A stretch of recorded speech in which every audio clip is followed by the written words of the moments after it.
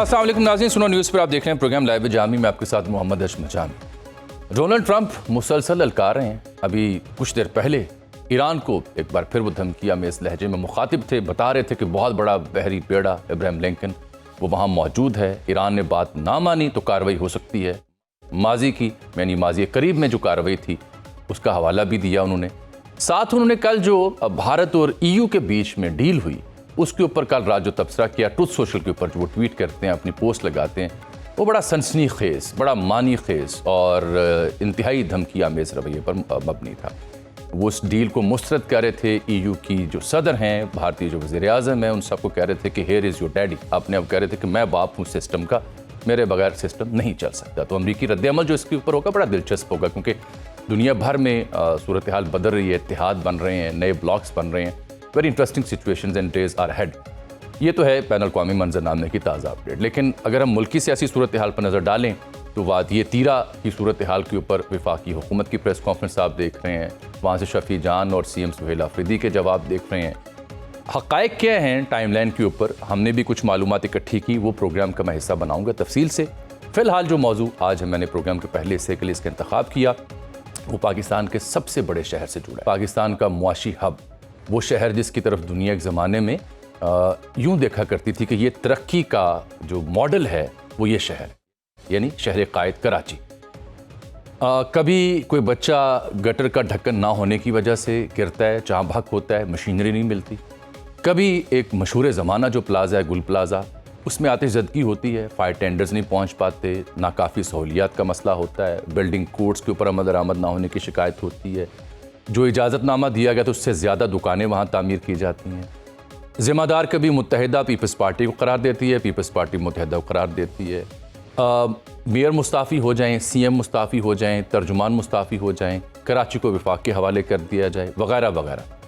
यही नहीं बल्कि हाफिज़ नईम और रहमान साहब तो ये कहते हैं कि पीपल्स पार्टी और MQM दोनों ने मिलकर शहर का बेड़ा गर्क किया। इस सारी सूरत हाल में हमने देखा कि मुत्तहिदा कौमी मूवमेंट एक क्लियर पोजीशन लेके सामने आती है चंद दिनों के दौरान। एक तो वह बात करते हैं कि वफाक के हवाले कर दिया जाए कराची को, दूसरा अब वो दबे लफ्ज़ों में 28वीं तरमीम का इंदिया भी दे रहे हैं। ये भी बता रहे हैं कि 27वीं तरमीम में उनकी कई बातें मंजूर हो चुकी थी लेकिन पीपल्स पार्टी ने नकब्ज़ा नहीं की। तो ये जो फार्मूला है जो MQM पेश कर रही है, अचानक ये किसी माह पे कर रही है, और क्या ये सोल्यूशन है? क्या वफाक के हवाले कराची हो सकता है? पीपल्स पार्टी और मुत्तहिदा के बीच जो ठन गई है उसके मुहर्रकात क्या हैं, कहाँ जाएगी ये मामला, क्योंकि ये सबसे बड़े शहर का मसला है जो पाकिस्तान भर को पालता है। तो इस सिलसिले में बात करने के लिए आज मैंने एक बड़ी अहम शख्सियत दी है, सीनियर सियासतदान है, कई दिहाइयों उन्होंने देखी सियासत की, पाकिस्तान में ऊंच नीच देखे हैं, अब फिर से दस्तयाब होते हैं मीडिया में। मेरी मुराद है हैदर अब्बास रिजवी साहब की जानिब। हैदर भाई बहुत शुक्रिया आपके कीमती वक्त का, आज आपसे सोचा तफसील से मेरी गुफ्तगू हो जाए। सबसे पहले तो मुझे ये बताएं कि मुत्तहिदा गुल प्लाजे के ऊपर CM सिंध, मेयर कराची और वज़ीर इत्तलात से मुस्ताफ़ी होने का मुतालबा कर रही है। किस बुनियाद पर और क्यों? क्या इस्तीफ़ा देने से मसला गुल प्लाजे का हल हो जाएगा? क्योंकि आज भी कुछ लवाहिकीन वहाँ एहतजाज कर रहे हैं। शुक्रिया अजमल, बहुत ज़माने बाद आपसे बात हो रही है और बिस्मिल्लाह। माजी की सुनहरी यादें इस वक्त मेरे जहन में चल रही हैं। जो वक्त आपके साथ खूबसूरत वक्त गुजरा, यादिश बखैर। मगर जहां तक आपका सवाल है कि हमने CM सिंध या मेयर कराची से मुस्ताफी होने का मुतालबा किया, तो ऐसा कोई मुतालबा MQM ने नहीं किया है। MQM ने शानहे गुल प्लाजा के बैकग्राउंड में जो मुतालबा किया है वो पाकिस्तान कमीशन ऑफ इंक्वायरीज के क्लॉज 3 के तहत एक वफाकी इंक्वायरी का मुतालबा किया है वजीर आजम से। हमने इस पर्सपेक्टिव में और कोई मुतालबा नहीं किया है। ठीक, वफाकी इंक्वायरी का मुतालबा क्यों किया है? इंक्वायरी तो बिठा दी है CM सिंध ने वहां पे, आपको उस पर अदम एतमाद है? यकीनन अदम एतमाद है और उसकी वजूहात हैं। उसकी वजह यह है कि आप देखते हैं कि किसी भी जो सानेहा होता है या कोई भी डिजास्टर सिचुएशन होती है, चाहे वो मैन मेड हो चाहे वो नेचुरल कैलामिटी हो, यानी वो कुदरती आफात हो या इंसान का तरतीब दिया कोई वाकया हो, उसमें 3 स्टेप्स होते हैं: रेस्क्यू, रिलीफ, रिहैबिलिटेशन। और जाहिर है कि सबसे पहले जो सेक्शन आता है वो रेस्क्यू का सेक्शन आता है। हम तमाम ने ही गुल प्लाजा को 3 दिन 3 रातें जलते हुए देखा है। उसमें इमारत जल के खाकस्तर हो गई, सामान सारा जल गया, दुकानदार जल गए, खरीदार जल गए। कोई एक शख्स बचाया नहीं जा सका, कोई एक इमारत बचाई नहीं जा सकी, कोई एक दुकान बचाई नहीं जा सकी। और उस बुनियाद पर हम ये कहते हैं कि 4 इदारे हैं हुकूमत सिंध के पास आग बुझाने के जिम्मेदार। PPMA जो डिजास्टर मैनेजमेंट है, प्रिवेंशन, बिल्कुल, फिर KMC फायर ब्रिगेड, फिर सिविल डिफेंस जो कि वजारत दाखिला यानी होम मिनिस्ट्री के अंडर में आता है, और फिर उसके बाद है 1122। और ये चारों इदारे जिनके बजट्स अरबों रुपए में हैं, वो इस आग बुझाने और लोगों को बचाने में मुकम्मल नाकाम रहे हैं। तो हम ये समझने में हक बजानिब हैं कि हुकूमत सिंध के ऊपर इस वाक़े में संगीन पेशावराना मुजरिमाना गफलत है। वो प्रीपेयर्ड ही नहीं थे, तैयार ही नहीं थे इस आग को बुझाने के लिए। उनके पास जो इक्विपमेंट और जो तरबियत यानी एक्सपर्टीज रिक्वायर्ड थी वो सिरे से थी ही नहीं। जब नहीं थी तो हुकूमत सिंध इसकी जवाबदेह बनती है। अच्छा, जब कोई जवाबदेह हो यानी कि मुल्जिम तस्वुर किया जा रहा हो, तो ना तो वो मुद्दई हो सकता है, ना ही वो उस वाक़े की तहकीकात कर सकता है, और ना ही उस वाक़े का मुंसिफ बन सकता है। आपने देखा कि आज जो हुकूमत सिंध ने तहकीकाती रिपोर्ट जारी की, उसमें किसी एक मासूम बच्चे को इस आग के लगने का जिम्मेदार करार दे दिया गया और बताया गया कि बच्चा माचिस से खेल रहा था। सही। भाई, माचिस अब कौन रखता है? अगर उस बच्चे के वालिद सिगरेट भी पीते हो तो अब कोई सिगरेट पीने वाला भी माचिस नहीं रखता भाई, वो लाइटर रखते हैं। पहले तो हमें यही नहीं पता कि ये कैसे कह दिया गया कि बच्चा माचिस से खेल रहा था, उसके सबूत और शवाहिद क्या हैं?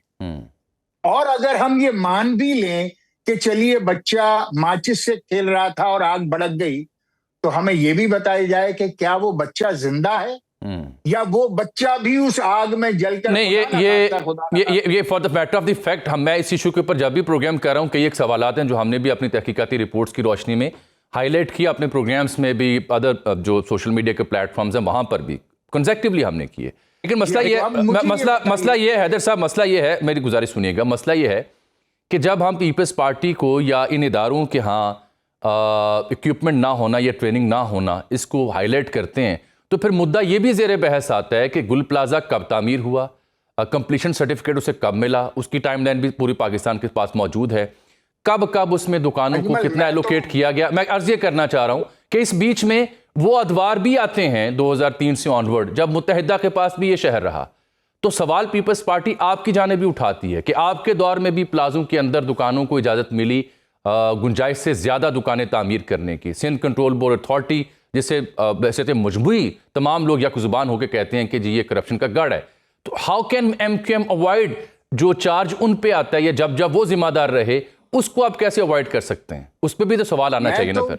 नहीं, बिल्कुल आना चाहिए, 100% आना चाहिए। और मैं ये कहता हूं कि for the betterment of Karachi एक वफाकी तहकीकाती कमीशन बना दिया जाए जो आइन और कानून में दर्ज है।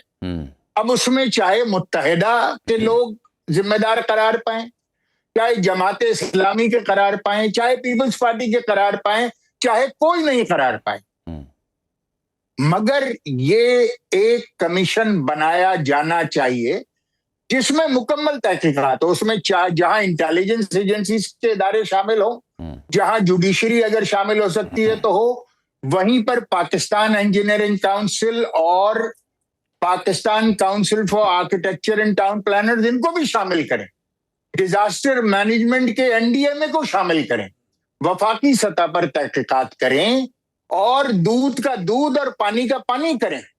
बिल्कुल होना चाहिए। डजंट मैटर कि आप किसके लिए क्या बात कर रहे हैं, भाई आप तो 2009 से 10 से मुसलसल हुक्मरान है ना, अब तो ये बात बनती नहीं है। एमक्यूएम तो 2012 तक आपकी एलआई थी, 2012 को गुजरे हुए 14 बरस हो गए। तो 14 बरस में अगर हमारी कुछ इल डूइंग्स थी तो उनको ठीक कर लिया जाना चाहिए था। अगर नहीं भी है तब भी कोई बात नहीं है, आप वफाकी सतह पर तहकीकाती कमीशन कायम कीजिए। हमारा अगर कोई कसूर होगा हमारे लोगों को लटका दीजिए, अगर पीपल्स पार्टी का है तो उनको लटकाइए, जमात इस्लामी का है उनको लटकाइए। बिल्कुल ठीक। अच्छा, मसला पता क्या है हैदर साहब? मसला यह है कि कराची का जाता है तो किसी दूसरे को मौरूदे इल्जाम ठहरा के तो बरी जिम्मा होने की कोशिश की जाती है। कोई भी सियासी जमात या कोई फरीक खुद से जिम्मेदारी लेने को तैयार ही नहीं है, चाहे वो बच्चा गटर में गिरने वाला वाकया हो, कराची की खुदाई का मसला हो, बारिश आए तो कराची के डूब जाने का अलमिया हो, पानी की सप्लाई हो। मोहम्मद जुबैर मेरे शो में थे एक दिन, वो कहने लगे कि मैं वेल ऑफ हूँ, मुझे पानी के लिए जो टैंकर्स के साथ करना पड़ता है मैं बयान नहीं कर सकता। यानी he was trying to tell us कि प्लाइट क्या है उनकी पानी के हुसूल के लिए। तो मसला यह है कि कोई एक सियासी जमात ना तो पॉइंट आउट कर रही है कि what exactly is going wrong उस शहर के ऊपर जो 60-70 की दिहाई में कोई और मिसाल पेश करता था कि बेड़ा गर्क कैसे हुआ। हम हर सियासी रहनुमा दूसरे के ऊपर इल्जाम लगा के खुद बरी जिम्मा हो रहा है, तो इसकी ओनरशिप किसने लेनी है? ओनरशिप कोई नहीं लेने को तैयार हो। मैं अर्ज करता हूं आपसे अजमल, हम इस वक्त सिंध हाई कोर्ट में खड़े हैं। हमने हुकूमत सिंध को अदालत में लेकर आए हैं कि कराची का मास्टर प्लान जो 2007 में एमक्यूएम ने बनाया था, जिसमें वर्ल्ड बैंक और आईएमएफ और एशियाई तरक्याती बैंक और जायका और दीगर इदारों ने 18 अरब रुपए खर्च किए थे, जिसको पाकिस्तान के तमाम इदारों ने दस्तखत किया था, चाहे वो डायरेक्टरेट ऑफ मिलिट्री लैंड्स हो, चाहे वो कंटोनमेंट बोर्ड्स हो, चाहे वो वफाकी मिनिस्ट्रीज हो, चाहे सूबाई मिनिस्ट्रीज हो। वो एक मुत्तफिक अलह डॉक्यूमेंट था जो बनाया गया, सिटी काउंसिल से पास हुआ। उस वक्त के वजीर आला कायम अली शाह ने 2018 में उसको गजेट किया, नोटिफाई किया, और जिस दिन से वो नोटिफाई हुआ उस दिन से डिविएशन उस मास्टर प्लान की शुरू हो गई। हमारा कुल मुद्दा ये है कि कराची का मास्टर प्लान एग्जिस्ट करता है और कराची की जितनी भी तबाही है वो सिर्फ इस बुनियाद पर है कि कराची का जो मास्टर प्लान था उससे डिविएशन की गई और 8,000 अरब रुपए की करप्शन की गई उस जमाने में। तो कराची के मुत्तफिक अलह मास्टर प्लान को कराची का मास्टर प्लान मानते हुए, जिसको खुद पीपल्स पार्टी ने दस्तखत किया था, खुद गजेट किया था, खुद नोटिफाई किया था, उस पर अमल दरामद तो यकीनी बनाया जाए। एक फार्मूला ये आप कहते हैं विफाक के पास चला जाए शहर, जमात इस्लामी कहती है कि ना इस मसले का हल सूबाई कंट्रोल है ना ही विफाकी कंट्रोल। कराची के मसले का हल कराची सिटी गवर्नमेंट है, तो अब किसकी बात मानी जाए? जमात इस्लामी सिटी गवर्नमेंट कह रही है, आप कह रहे हैं विफाक के पास दे दिया जाए। सिंध हुकूमत कुछ और कहती है, वो तो कहते हैं कि कम वट में हम तो तैयार ही नहीं है ना तकसीम की, ना कराची को सूबा बनाने के लिए, ना उसको विफाक के पास देने के लिए। बिल्कुल ठीक है, मैं अर्ज करता हूं आपकी खिदमत में। देखिए, पिछले 15 वर्षों में जब से पीपल्स पार्टी सिंध की बिला शिरकत गैर हुक्मरान है, वफाक से एनएफसी की शक्ल में उनको 25,000 अरब रुपए दिए गए हैं। 25,000 अरब। अब आप मुझे बताइए कि कराची कश्मीर तक चले जाइए, आप सिंध का छोटा बड़ा कोई भी शहर आप देख लीजिए, क्या वो इस काबिल है कि उसको शहर कहा जा सके? क्या पूरा सिंध इस वक्त मुंजो-दाड़ो की शक्ल पेश कर रहा है, कराची समेत? कराची का तो नाम अब कराची कोई लेता नहीं है, लोग इसको खंडराची कहते हैं। खंडर बन गया है ये शहर। और उसमें कराची का जो मुनसिफाना हक था उस एनएफसी में, वो 3 खरब 400 अरब रुपए था। ना कराची को 3 खरब 400 अरब रुपए मिले, ना सिंध हुकूमत से ये कोई पूछने वाला है कि भाई ये 25,000 अरब रुपए कहां खर्च कर दिए। कहां गए? कोई एक काबिले जिक्र कारनामा पिछले 15 वर्षों में नहीं हुआ। कोई हैदर भाई, ये तो बड़ी बड़ी आसान सी बात है। ये तो काम अपोजिशन जमात का होता है। अपोजिशन जमात कहां है सिंध असेंबली में? किसने ये on the floor of the house ये मुद्दा खड़ा किया है? हम तो यही कर रहे हैं। ये सिर्फ ऑपोजिशन का नहीं होता। ऑपोजिशन तो पॉइंट आउट कर सकती है, ऑडिट नहीं कर सकती। ऑडिट करने के लिए डिपार्टमेंट ऑफ एंटी करप्शन है, FIA है, नैब है और दीगर तहकीकाती इदारे हैं। कोई पूछेगा हुकूमत सिंध से? क्योंकि जो करप्शन का बाजार सिंध में गर्म किया गया है पिछले 15 वर्षों में, जो सिस्टम नाम से करप्शन कायम किया गया है सिंध में, जिसको पूरा सिंध बल्कि पूरा पाकिस्तान जानता है, मगर पूछने वाला कोई नहीं है। वफाक को पूछना चाहिए, FIA को पूछना चाहिए, नैब को पूछना चाहिए कि 25,000 अरब यानी 25 अरब रुपया, 25 अरब रुपया कहां गया, कहां लगा दिया? कोई एक मेगा प्रोजेक्ट नहीं बना सिंध में। कराची तो अब coming back to my previous question sir, वो मुद्दा मेरा बीच में रह गया। मेरा मुद्दा बीच में रह गया। जमात इस्लामी कहती है Karachi city government is the solution, people's party कहती है नो वे, आप कहते हैं विफाक के पास कराची जाए। अब इन तीन फार्मूलों में से आपका फार्मूला क्यों आपको लगता है कि ज्यादा बेहतर और कारआमद है? बड़ी सादी सी बात है। NFC के बाद जो अगला स्टेप है वो है PFC का, प्रोविंशियल फाइनेंस कमीशन। जब से 18वीं तरमीम के बाद तमाम इख्तियारात मरकज या सूबे से निकलकर सूबों को गए हैं, सूबों ने शहरी हुकूमत को पूछना छोड़ दिया और सारे इख्तियारात पर, सारे वसाइल पर तमाम सूबे, चाहे वो पंजाब हो, बलूचिस्तान हो, KP के हो, सिंध हो, वो खुद काबिज हो गए। और पिछले 15 सालों से वो उन इख्तियारात को नीचे देने को तैयार नहीं है। तो ये लड़ाई 2 प्लेन्स पे लड़ी जा रही है। नंबर 1 कि अगर ये सूबे NFC वफाक से जिस फार्मूले से ले रहे हैं उसी फार्मूले से वो PFC दे दें और मुकामी हुकूमतों को दे दें, तो वो ऐसा करने को तैयार नहीं है। जब सूबे NFC नहीं देंगे, PFC नहीं देंगे, तो फिर शहर NFC मांगना शुरू करेंगे खुद ब खुद। पिछले 15 वर्षों से, और कितना सब्र करें वो शहर, बिलखुसूस कराची जिसकी आबादी 4 करोड़ है और जो खंडर में बदल चुका है, कितना बर्दाश्त करेगा कराची? 3 खरब 400 अरब रुपए अगर कराची को 600 अरब रुपए सालाना के हिसाब से मिल रहे होते तो आज कराची की सूरत हाल ना होती और पाकिस्तान कहां पहुंच चुका होता। कराची पाकिस्तान का कौमी शहर है, कराची पाकिस्तान का माशी दारुल खिलाफा है, कराची पाकिस्तान का रेवेन्यू इंजन है, मगर जिस प्लानिंग के साथ इस शहर को बर्बाद किया गया है, क्योंकि इतने बड़े शहर अजमल इतनी आसानी से बर्बाद नहीं होते, उसके लिए बाकायदा प्लानिंग की गई थी और आज वो प्लानिंग एग्जीक्यूट करके कराची को बर्बाद कर दिया गया है। अगर कराची को बचाना है तो सिंध हुकूमत से दस्त बुर्द से महफूज रखना है। अब उसका तरीकाकार चाहे पाकिस्तान में नए सूबे हो या कराची को वफाक के हवाले किया जाना हो, अगर पाकिस्तान को बचाना है और कराची को बचाना है, क्योंकि ये सिंध हुकूमत ने कश्मीर में कुछ नहीं किया तो कराची में क्या करेगी? ये सिर्फ लूट मार, करप्शन और पैसा बनाने के लिए है। कराची में ना एक बूंद पानी का बढ़ा पिछले 20 सालों में, ना ही कराची की कोई सड़क सलामत है, ना ही कराची में कोई ट्रैफिक मैनेजमेंट है, ना ही कराची में कोई क्राइम सीन रुका है। 12 अरब रुपए की मोबाइल स्नैचिंग है साल की, 6 अरब रुपए की कार स्नैचिंग है साल की, 5 अरब रुपए की मोटरसाइकिल स्नैचिंग है। डंपर लोडर्स के नीचे आकर रोज कराची में लोग मरते हैं। कराची के बीच में से ये वो सियासी जमात जिसका नाम पाकिस्तान पीपल्स पार्टी है, जो नए सूबों की हामी नहीं है। अगले हमारी चंद हफ्ते पहले लाहौर में बिलावल भुट्टो जरदारी साहब से मुलाकात हुई, यहाँ गवर्नर हाउस में।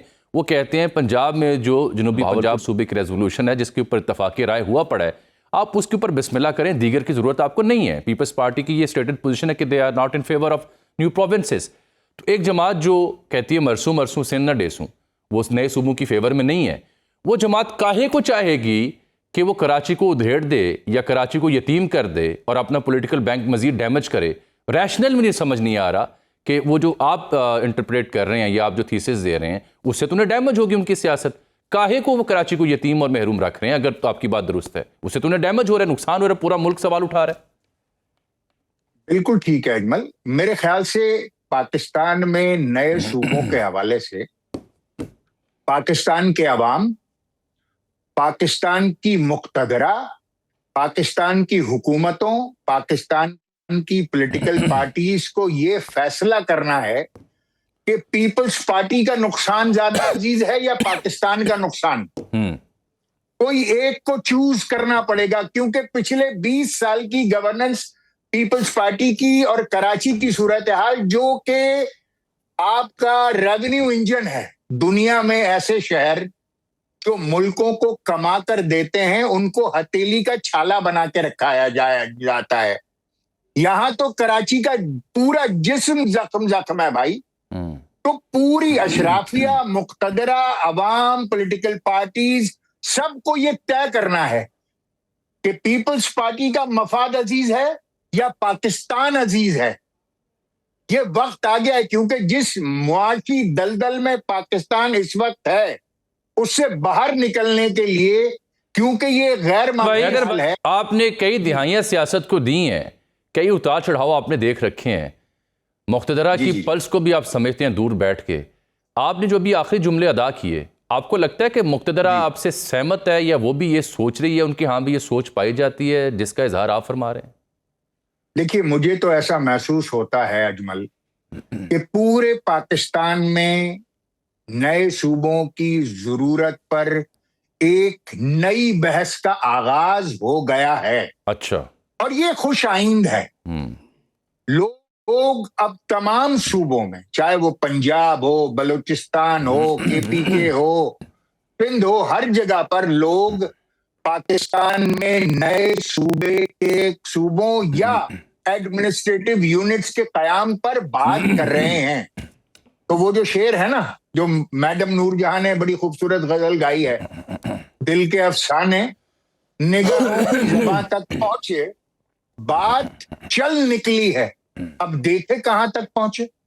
अच्छा, मैं जाने से पहले 27वीं तरमीम में मुत्तहिदा के तमाम मुतालबात मंजूर हो गए थे, लेकिन पीपल्स पार्टी ने नकब लगाई। इसकी क्या बैकग्राउंड है और क्या 28वीं तरमीम का कोई इंदी आपके पास है?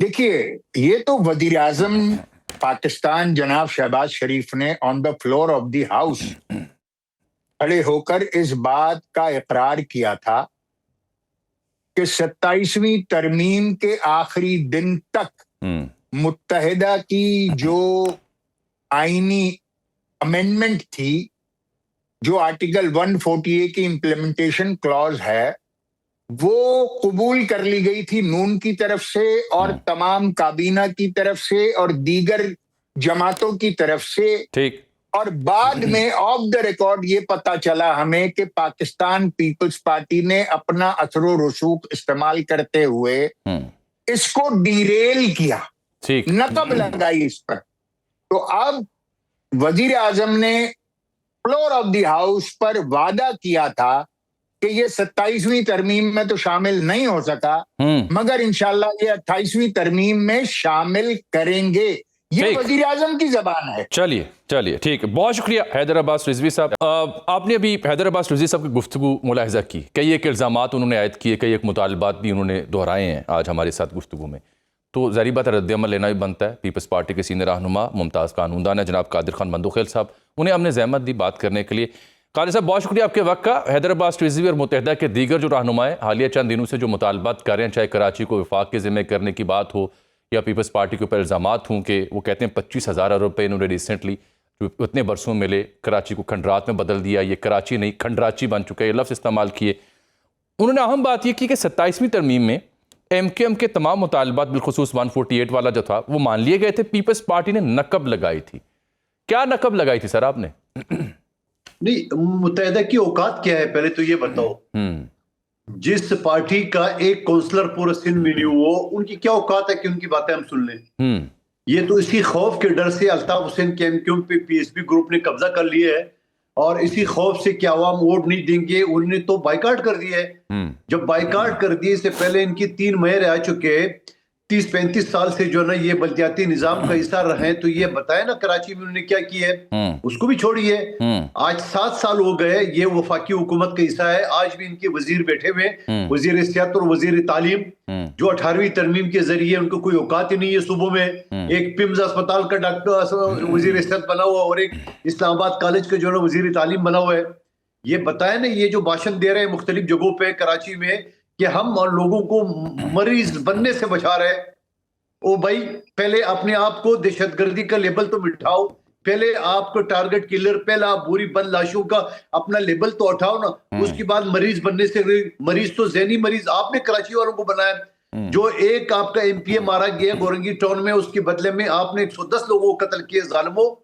25 से 30 लोग डेली कत्ल हो जाता था रेगुलर बेसिस पे, बुरी बंद लाशें। और वहां पे आपके जो ना मुखालिफिन के वो कारकुनों को जो है ना वो ड्रिल मशीनें घुटनों पे लगाने, ये सारी चीजें तो आपकी थी। और दूसरी बात ये कि आर्टिकल 140 है क्या, यही है कि इख्तियारात। आज पूरे पाकिस्तान में एक ही सूबा है, सूबा सिंध, जो बल्दियाती इलेक्शन भी करा चुके हैं और इख्तियारात भी है। जिस मरियम बीबी के पास आप भागे भागे गए वहां पे करारदाद पास कराने के लिए, पहले उनसे पूछ तो लेते कि आपके यहाँ पिछले 3 साल से इलेक्शन हुआ है। बिल्कुल। और अगर इलेक्शन अभी कराने भी जा रहे हैं, ना जाने कब। नहीं, बाकी सूबों में तो बिल्कुल इलेक्शन नहीं हुआ। कादिर साहब, ये मुतालबा ये कर रहे हैं तवातुर के साथ कि जी वफाक 148 के तहत कराची को कंट्रोल में ले लेना चाहिए। इस जाहिल आदमी से पूछो 148 में कहां लिखा हुआ है कि कराची कंट्रोल में ले सकता है। ये तो पूछे उनसे ना, इनको पता नहीं किस जाहिल ने ये सारी चीज बता दी। जरा पढ़ ले, आप भी पढ़ ले, आवाम को पढ़ के सुना दे। उसमें लिखा है कि वफाक जब चाहे किसी शहर को जो है ना वो कब्जे में ले ले, तो फिर ले लो, लाहौर को भी कब्जे में ले लो, कोयटा को भी ले लो, और पेशावर को भी ले लो। कराची सिंध का दारुल खिलाफा है। कराची सिंध जो है ना वो पाकिस्तान का करारदाद यही से पास हुआ है। कराची जो है ना वो पाकिस्तान से पहले भी सिंध का हिस्सा था।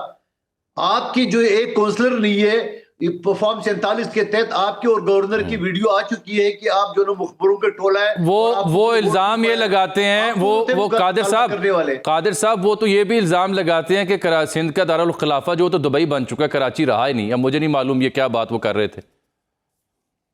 उनको बोला अपनी बता दो, अपनी बता दो कि आपका दारुल खिलाफा कौन सी है, आपकी पार्टी कौन सी है। आज भी कराची शहर में जो अल्ताफ हुसैन के लोगों की वजह से आप डर के मारे बाहर नहीं निकलते हो, और फिर कहते हैं सिंध हुकूमत की सिक्योरिटी छीन लिए। इतनी डरपोक क्या जाता है। मुस्तफा कमाल 2-2 रेंजर्स की मोबाइलों के साथ घूमता है। 3-4 महीने में एक मरतबा बल्दिया टाउन में आता है तो रेंजर्स की मोबाइलों के साथ आता है, वरना सारा साल जो है ना इस्लामाबाद में गुजारता है। टक्के का काम अभी तक नहीं किया। एक पानी की टैंकी शुरू किया, रोज प्रेस कॉन्फ्रेंस करता है उसके ऊपर। ले आओ ना कराची के लिए फंड। लेकिन कादिर साहब ये इन्होंने तो ये भी इल्जाम लगाया कि सिंध हुकूमत ने एमक्यूएम के वफाकी वुज़रा और रहनुमाओं की सिक्योरिटी वापस ले ली। गो कि मुझे मालूम हुआ कि शायद बाद में वापस भी दे दी गई। ये क्या वाकया हुआ था? भाई ये डरपोक लोग हैं, इनको खुद ही एक दूसरे से खौफजदा है कि जाके फारूक सत्तार वाले मुस्तफा कमाल वालों को ना मार दे। मुस्तफा कमाल वालों जो ना वो जो रॉक एजेंट जिसको कहते थे मुस्तफा कमाल, डॉक्टर खालिद मकबूल सिद्दीकी, ये उनसे ये खुद एक दूसरे से खौफजदा है, ये खुद एक दूसरे से डर रहे हैं। और चौथा इसके ऊपर अल्ताफ हुसैन सर पे सवार है, इनकी नफ्सियात पर सवार है, इनके नफ्स पे सवार है। सवाल ये कि आप मुझे बता दो, मैं भी इसे हल्के से एमएनए रहा हूं, आज भी जा रहा हूं बगैर किसी प्रोटोकॉल के एक ड्राइवर के साथ। कादिर भाई एक बड़ा सादा सवाल आपकी खिदमत मैंने करना है। ये आपने भी देखा होगा, हमने भी देखा है बेसाफी, जब कभी मुत्तहिदा हरकत में आती है, मुतालिबात दागती है या ऐसी प्रेस कॉन्फ्रेंसेस करती है, माजी की मैं मिसाल दे रहा हूँ, तो कुछ ना कुछ बड़े पैमाने पे वफाकी तौर पर कोई हलचल मकसूद और मतलूब होती है, फिर ये हरकत में आते हैं, चाहे इत्तेहाद से निकलना हो या कुछ और काम करना हो। ये एक मामूल रहा है। तो ये अब भी अगर इस तरह से इनकी प्रेस कॉन्फ्रेंस और मुतालिबात आ रहे हैं, तो आपको भी कोई और बू आ रही है इससे, या मैं गलत समझ रहा हूँ? आप खुद ये चीज साबित कर रहे हैं कि ये किसी और की उंगली पे नाच रहे हैं। आप खुद ये साबित कर रहे हो कि हाइब्रिड निजाम का पैदावार ख्वाजा आसिफ ने गुल प्लाजा के सानिया की बजाय मरम रखने का, उस वक्त 18वीं तरमीम पे वार करने का, खुद अपने सूबे में, अपने शहर में पिछले 3 साल से बल्दियाती इलेक्शन नहीं हुआ है, आप अगले दिन ये मुखबर खास ने कराची में प्रेस कॉन्फ्रेंस डाला, तो इससे मतलब तो यही है किसी की उंगली पे नाच रहे, नाचने दो। ठीक, बहुत शुक्रिया जनाब कादिर खान मंदोखिल सर, आपका मौक़िफ़ आ गया जो मेरी जिम्मेदारी थी कि पीपल्स पार्टी के मौक़िफ़ यहाँ आना चाहिए। राजन, यहाँ प्रोग्राम में एक छोटी सी ब्रेक।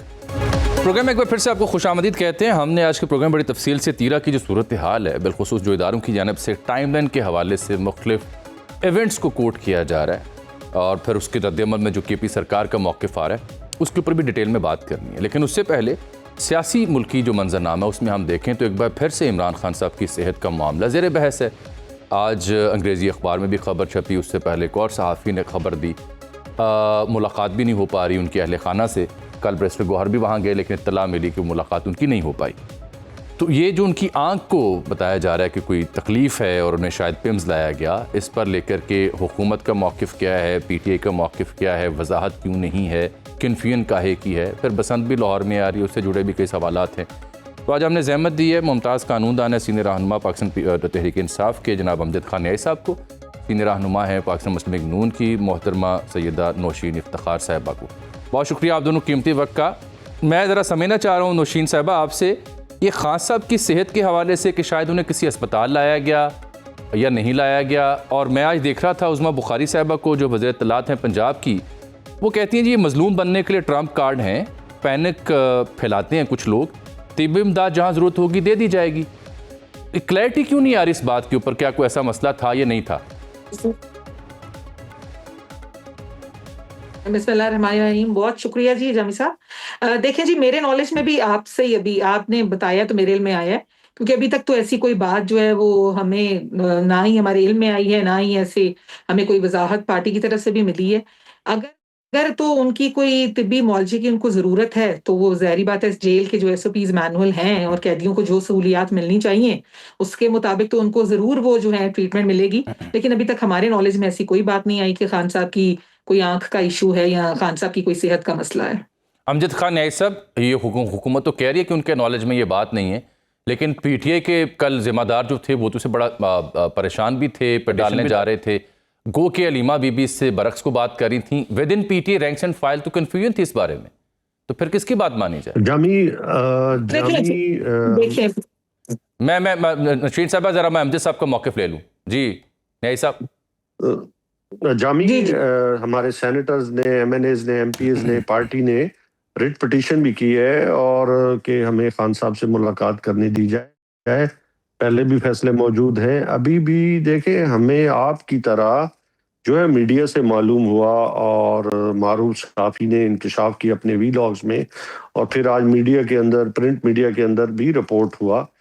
तो चाहिए तो ये था गवर्नमेंट को कि फैमिली को एतमाद में लेते, पार्टी को एतमाद में लेते कि क्या इशू बना, क्या नहीं, और किस वक्त हॉस्पिटल लाया गया और फिर किस वक्त वापस ले जाएगा। ये बड़े तशवीशनाक सूरत हाल है जिसमें उनकी आंख का जो रिपोर्ट हुआ है बताया गया है, लेकिन हमें तो अभी तक क्लैरिटी नहीं है। गवर्नमेंट इसको पता नहीं क्यों डिलेइंग टैक्टिक्स जैसे मुलाकात के अंदर जो है वो जारी और सारी है अदालती फैसलों को, और फिर जेल मैनुअल्स को भी वायलेट किया जा रहा है। तो इसी तरीके के साथ मैनुअल में भी ये है कि आप फैमिलीज को रिपोर्ट करते हैं कि आपके जो कैदी है या जो भी है।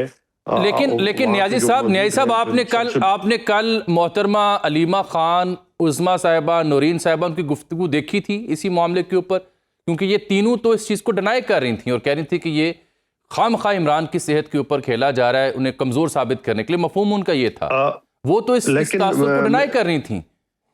नहीं, लेकिन मेरी बहनें तशवीश का इजहार भी कर रही थी कि हमें नहीं मिलने दिया जा रहा, और उस ना मिलने की वजह से जो र्यूमर है, जो तशवीश है वो हमारी बढ़ती जा रही है। तो बेहतर ये होता कि पार्टी लीडर्स को, वकला को, फैमिली को अगर मिलने दिया जाता तो आज बहुत सारी चीजों में क्लैरिटी हो जाती और खुद गवर्नमेंट के लिए भी एम्बैरेसमेंट की पोजीशन ना होती मेरे ख्याल में। तो गवर्नमेंट खुद जो है वो अपने आप को बैकफुट पे लेके जाती है जब वो कानून और आइन की वायलेशन करती है, अदालती फैसलों को रद्दी की टोकरों में डालती है, तो उनके लिए खुद के लिए मसाइल हैं। अगर ये मुलाकातें जारी और सारी रहे तो बहुत सारी जो एम्बिग्विटीज हैं, जो क्या साराई है, वो ऑटोमेटिक दम तोड़ जाती है। नशीन साहिबा यूँ कह रहे हैं न्याय साहब कि जी गवर्नमेंट खुद बैकफुट पे चली जाती है इस मौजू के ऊपर और फिर एम्बैरेसमेंट उनके हिस्से में आती है।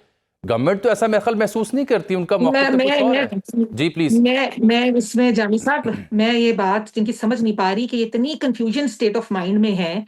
कभी ये कहते हैं कि उनकी आंख का मसला हुआ, हमें मीडिया से पता चला, तो मीडिया पे प्रोपेगेंडा कौन फैलाता है भाई? ये इन्हीं का काम है, ये इन्हीं का वतीरा है ना, कि इन्हीं के कुछ लोग जो हैं, उनकी बहनें कह रही हैं कि वो सेहतमंद हैं, उनकी सेहत के ऊपर सियासत हम कर रहे हैं कि सियासत आप कर रहे हैं? वो तो सियासी खवातीन भी नहीं है, लेकिन जो उनकी तरफ से आते हैं वहां से कमेंट्स, इनकी जो पार्टी दूसरे लोग हैं उनके वो बरक्स चलते हैं। तो पहले तो ये क्लैरिटी तो इनमें नहीं है। इनकी पार्टी के अलग-अलग जो हैं वो ग्रुप्स बने हुए हैं।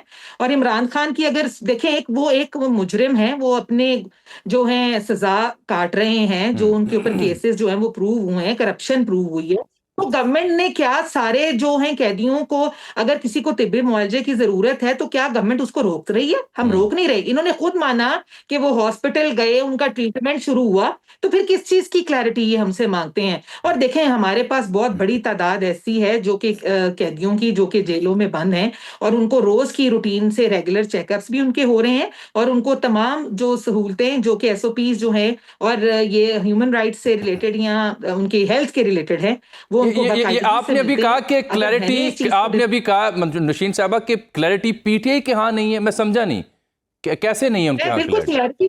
कैसे? अभी वो मेरे भाई बता रहे हैं कि हमें मीडिया के थ्रू पता लगा ना, तो रिट पिटीशन ये किस चीज की करने जा रहे हैं, जब इनको खुद इनके किसी ऐसे नुमाइंदे नहीं, बहनें हैं, वो फोकल पर्सन हैं इमरान खान साहब की, जब वो खुद इस चीज को एक्सेप्ट कर रही हैं कि खान साहब बिल्कुल खैरियत से हैं और ऐसी कोई चीज नहीं है, उनकी सेहत के ऊपर आप प्रोपेगेंडा कर रहे हैं, तो फिर there is issue in their party. मतलब गवर्नमेंट तो ऐसी कोई स्टेटमेंट लेकर नहीं आई, ना हमने ऐसी कोई वजाहत दी कि इमरान खान साहब की सेहत नहीं ठीक, वो अलील है या उन्हें मुआवजे की जरूरत है। अगर उनकी तबीयत खराब होती है, उसके लिए उनको बैरूने मुल्क भी भेजना पड़ता है, तो गवर्नमेंट तो हाजिर है। लेकिन अगर ऐसी कोई चीज नहीं है, तो ये फेक प्रोपेगेंडा जो सोशल मीडिया पे PTI करती है, उससे इज्तनाब करेगी। अच्छा, ये आपने कहा कि बहनें अलग पॉलिसी पर हैं, पार्टी अलग पॉलिसी पर, ये आपको क्यों लगता है कि बहनों का मौक़िफ़ और पार्टी का और है? ये इसलिए है कि जब एहतजाज की बात आती है, जब फौज पे बात आती है, इदारों पे बात आती है, तो अलीमा खान साहब का जो मौक़िफ़ है वो बिल्कुल जो है वो सेपरेट होता है। जबकि गौहर साहब आ जाएं, अचकज़ई साहब आ जाएं, या इनके सुहेल अफरीदी आ जाएं, वो कोई और बात लेकर आते हैं। देखें, पार्टी अगर कंसिडर उनको फोकल पर्सन करती है, उनको कह दिया जाता है वो सियासी खवातीन नहीं है जी, वो घरेलू खवातीन है, वो बहनें हैं, उनके जज्बात हैं। लेकिन सियासत में जामी साहब जज्बात नहीं होते। सियासत में जो मौकफ आपकी लीडरशिप का होता है, वही असल है नैरेटिव जो आपका अवाम तक जाना है। और अगर वो बंदा बीच का, अब मैं जरा न्याजी साहब का नुक्ता नजर ले लूं, उनका रद्दअमल ले लूं, वो इंतजार करें। न्याजी साहब देखिए 3-4 दी हैं नौशीन इफ्तिखार साहब ने। एक तो वो कह रहे हैं कॉन्फ्लिक्ट विद इन PTI है, जो बहनों का जिक्र भी कर रहे हैं, या पार्टी की दस्तयाब क़यादत का एक तो एतराज़ वो है। दूसरी बड़ी अहम बात उन्होंने भी की, और मैंने पहले भी कई जिम्मेदारों से सुनी है, कि अगर इलाज मुआवजे की जरूरत हुई तो हुकूमत खान साहब को बाहर भेजने को भी तैयार है। जामी, पहली बात तो ये है कि बहनें हैं हमारी फैमिली है, और जो रिश्ता उनका खान साहब का है वो कुछ सियासी नहीं है, इसमें कोई दूसरी राय भी नहीं है। और पॉलिटिकल पार्टी जो है वो अपना उसका एक स्टांस है, वो अपना एक मैनिफेस्टो से चलते हैं, हमें इसमें कोई शक नहीं है। दोनों, ये बात नहीं है, हमारी बहनें जो है वो उस चीज को इंडोर्स करती है जो पार्टी डायरेक्शंस आती हैं खान साहब की तरफ से, और बहनें ही पैगाम लाती हैं खान साहब की तरफ से, जब मुलाकातें थी। और उस वक्त जब पहले हमारे लीडर्स जाते थे, उस वक्त लीडर्स लेके आते हैं। तो अभी तो आपको भी पता है कि जो डायरेक्शंस है ना, वो वहां से आ रही हैं, क्योंकि हर चीज स्टक पड़ी है। लेकिन जो पार्टी फैसले करती है, यकीनन बहनें जो है वो लूप में होती हैं, ऐसी बात नहीं है। उनको बताया जाता है कि पार्टी जो है वो क्या करने जा रही है खान की रिहाई के हवाले से, खास तौर पे। और बाकी एक हम पॉलिटिकल पार्टी है और एक सोच रखते हैं, और हम एक पुरअमन जमात है, प्रोग्रेसिव जमात है, और थॉट्स पे यकीन है हम, और कानून ऐसा और एक आईन बड़ी के अहम दायरे में स्टेटमेंट रहते दी है हुए बात नौशीन करते साहबा हैं। ने। वो कहती हैं अगर जरूरत हुई इलाज मुआवजे की तो जेल में भी फैसिलिटीज हैं, बाहर भेजना पड़ा तो उसको भेजने के लिए हम तैयार हैं। ये बड़ा अहम बयान है उनका। मेरी देखें नौशीन मेरी छोटी बहन है, इनको इनकी पे स्केल से ये बात बहुत आगे की बात है और मेरे भी पे स्केल से ऊपर की बात है। तो अच्छा। जामी साहब खान साहब के हवाले से जो बात है पूरा पाकिस्तान का कंसर्न है, और बेहतर ये होता कि कल मंगल जो था जो गुजरा है वो कल उसमें अगर वकला के साथ और फैमिली के साथ अगर मुलाकात हो जाती तो आज आप और मैं जो है वो डिफरेंट अंदाज से गुफ्तगू कर रहे होते।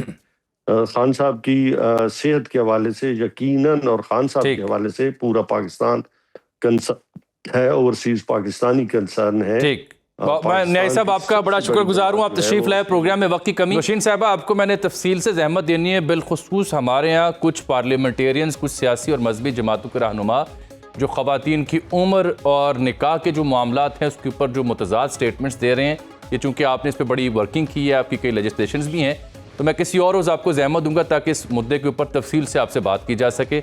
आज के लिए नौशीन इफ्तिखार साहब आपका और न्याय साहब आपका बहुत शुक्रिया। नाज़रीन यहाँ छोटी सी एक ब्रेक के बाद ज़रा वादी तीरा के ऊपर बड़ी आम स्टेटमेंट्स हैं जो मैंने आपकी खिदमत पेश करनी है। प्रोग्राम में एक बार फिर से आपको खुशामदीद। वादी तीरा का मसला इंतहाई संजीदगी का मुतकाज़ी है, क्योंकि हुकूमत KP का मौक़िफ़, वफाकी हुकूमत का मौक़िफ़ ये आप 2-3 दिनों में मुसलसल सुन रहे हैं। लेकिन कुछ हक़ाइक़ जो मुख्तलिफ़ इदारे, वफाकी इदारे या मुख्तलिफ़ सहाफ़ियों जब हमारी बात होती है बताते हैं कि KP के हवाले से, तीरा के हवाले से माज़ी करीब में हुआ क्या है।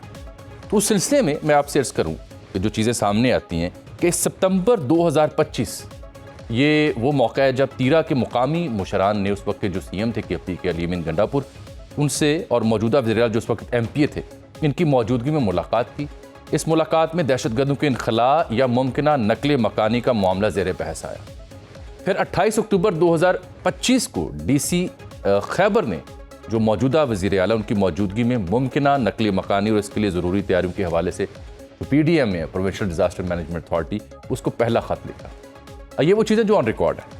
इसी दौरान 14 नवंबर 2025 को सूबाई काबीना ने उसूली तौर पर तीरा के जो बेघर अफराद हैं उनकी आबादकारी के लिए 4 अरब रुपए की रकम मंजूर की। ये बड़ा इंपॉर्टेंट नुक्ता है कि वो रकम मंजूर क्यों की गई।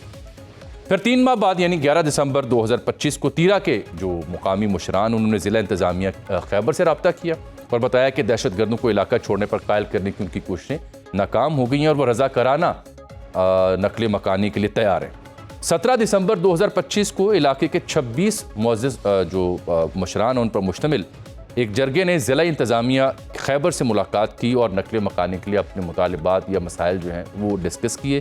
इसी तरह की मुलाकातों के हवाले से 18 और 19 दिसंबर 2025 को भी इत्तलात मिली कि मुलाकातें हुई। फिर 26 दिसंबर 2025 को चीफ सेक्रेटरी KP ने तीरा के बेघर अफराद की दोबारा आबादकारी के लिए 4 अरब रुपए की मंजूरी दी। अब 31 दिसंबर को 2025 को जरगे ने चीफ सेक्रेटरी से मुलाकात की, जिसमें नकल मकानी के तरीक़ाकार को कि मेथड क्या होगा, तरीका क्या होगा, वो उसको हतमी शक्ल दी और फिर जरगे के जो मुतालिबात उन्हें तस्लीम किया गया। रजिस्ट्रेशन के अमल के बाद जो सूबाई हुकूमत ने करना था, नकल मकानी 14 जनवरी 2026 तक मुकम्मल होनी थी, जिसे बाद में 26 जनवरी तक बढ़ाया गया। जो तीरा के बाग मैदान का इलाका है, वहाँ से कुल 19,000 ख़ानदानों यानी कोई 90,000 अफराद बनते हैं, उनको मुंतकिल होना था इब्तदाई तौर पर। अब तक सिर्फ 60 से 65% ख़ानदान जो हैं वो मुंतकिल हुए हैं। अब ये जो टाइम लाइन है जो सबके सामने है, जिसमें यानी वाक़याती तौर पर कोई हेर फेर नहीं है, जो हुआ मैंने आपको रिपोर्ट किया, कुछ सवालात हैं वो देखने वालों को खिदमत अर्ज़ कर रहा हूँ कि फिर कैसे ये दावा किया जा सकता है कि फ़लाँ ने फ़लाँ को इत्मीनान नहीं लिया। सूबाई काबीना का बाकायदा नोटिफिकेशन मौजूद है, नकल मकानी से पहले उसूली तौर पर 4 अरब रुपए की मंजूरी जो है वो भी दी जा चुकी है। 90,000 लोगों के लिए बाग और दवा तोई में सिर्फ 2 रजिस्ट्रेशन पॉइंट्स क्यों बनाए गए अगर नकल मकानी नहीं होनी थी या इसके ऊपर एग्रीमेंट नहीं था। 4 अरब रुपए की जो तकसीम है उसके तरीक़ाकार के ऊपर भी जरगे और इंतज़ामिया के बीच में इख्तलाफात की इत्तलात थी, वो क्यों हैं, वो 4 अरब क्यों मुख्तस किए गए। ये वो सवालात हैं जो मुतकाज़ी हैं कि जवाब दिया जाए, जवाब मालूम किया जाए, चूँकि अगर अवाम वहाँ मुतासिर हो रहे हैं तो उनका हक़ है कि उनके जो नुकसान हो रहा है या उनको जो तकलीफ़ है उसका अज़ाला किया जाए। और ये जो एग्रीमेंट्स हुए, जो मुआहदे हुए, उनकी डेट्स भी मैंने आपके सामने रख दी है। तो अब सवाल उठते हैं कि इसका जवाब कहाँ से दिया जाए। जवाब ऑब्वियसली मुकामी इंतज़ामिया है, KP सरकार है जिसको देना होगा। बेहतर हो कि वो इसका जवाब तलाश किया जाए। वफाक और सूबों के बीच एक हम आहंगी अगर होगी तो मौसर तरीके से इस चैलेंज से निपटा जा सके। मुझे आज के लिए इजाज़त दीजिए। अल्लाह हाफ़िज़।